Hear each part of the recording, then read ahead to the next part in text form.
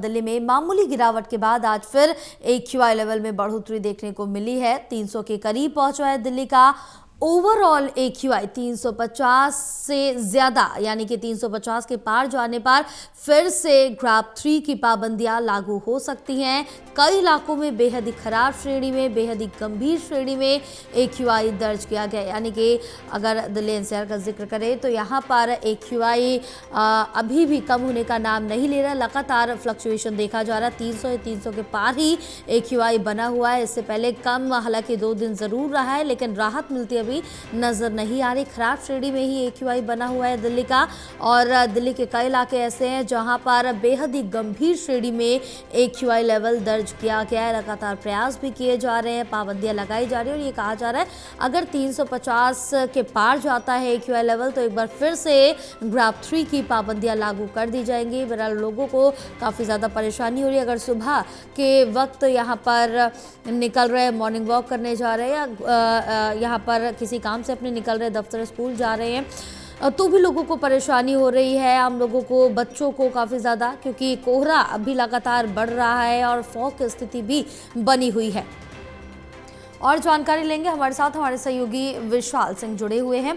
विशाल, जिस तरह से देखिए पिछले 2 दिनों से कहीं ना कहीं AQI लेवल में जो कमी थी वो साफ तौर से देखने को मिली, लेकिन आज फिर से AQI लेवल में बढ़ोतरी हुई है। 300 और 300 के पार दर्ज किया गया दिल्ली के कई इलाकों में। जी बिल्कुल, देखिए 2 दिन मामूली अंकों की गिरावट आई थी, उसके बाद ये राहत की उम्मीद जरूर जागी थी लोगों में कि AQI लेवल कम हो रहा है, लेकिन आज फिर से जो ओवरऑल AQI है वो लगभग 300 के करीब पहुंच चुका है। और ये 6 बजे का आंकड़ा है जो दर्शाता है कि 297 मौजूदा जो AQI है वो दिल्ली का बना हुआ है।